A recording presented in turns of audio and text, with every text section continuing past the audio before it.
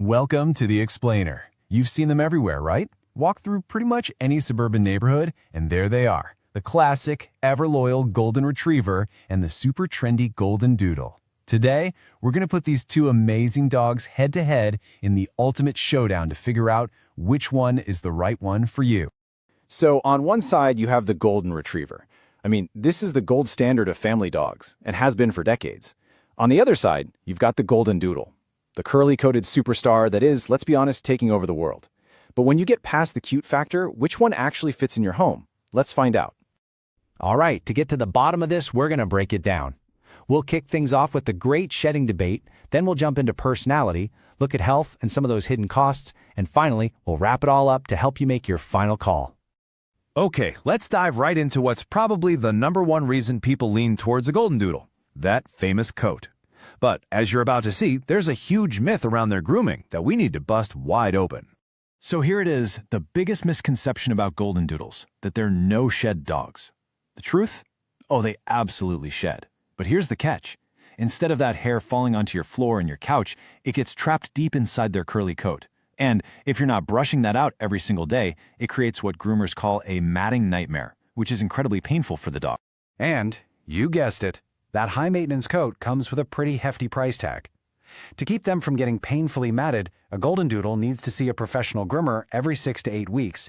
And let me be clear, this is not a luxury. It is a necessity. You're easily looking at $100 or even more every single time. Now, the Golden Retriever is pretty much the exact opposite.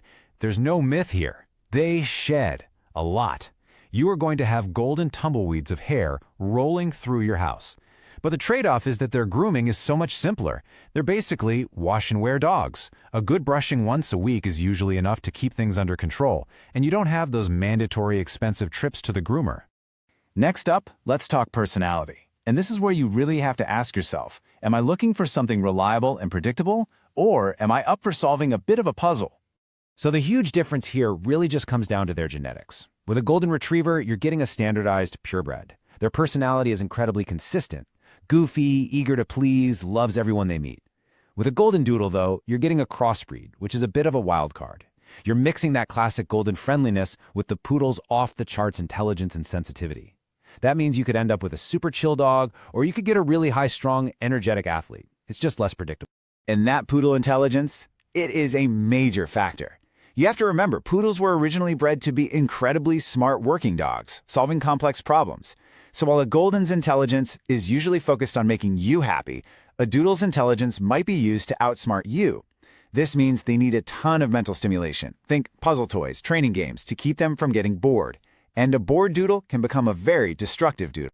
All right, we've talked coat, we've talked personality, but getting a dog is a decade-plus commitment, right? So now we have to get serious and talk about health and the real costs involved. And sometimes it can feel like a genetic gamble. This is a really critical point. As a purebred, Goldens have some well-documented health risks, like hip dysplasia and, unfortunately, a higher risk for certain cancers. Now, with Goldendoodles, you'll hear this term hybrid vigor thrown around a lot. It's the idea that crossbreeding can create a healthier dog. But, and this is a huge but, that's only a possibility.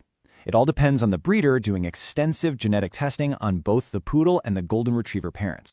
See, if you don't go through a responsible breeder who does all that testing, the whole idea of a healthier hybrid just completely falls apart.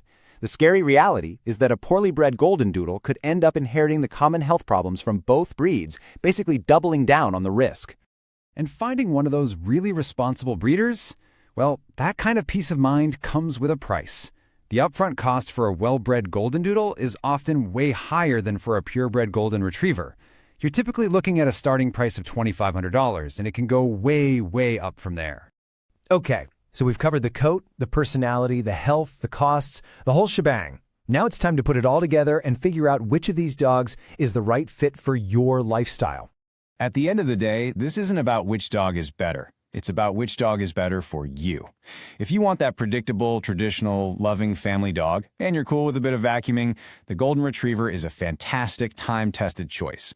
But if you're a more active person, you have a solid budget for that high-end grooming, and maybe you're dealing with some mild allergies, then the Goldendoodle could be the perfect match. So, before you make this huge commitment, I want you to ask yourself 3 really honest questions. First, what is your grooming budget really? Can you comfortably afford that professional groomer every 6 weeks? Second, how much time do you actually have to put into training and mental exercise? And third, do you want a predictable pal you know what to expect from, or are you kind of hoping for a surprise?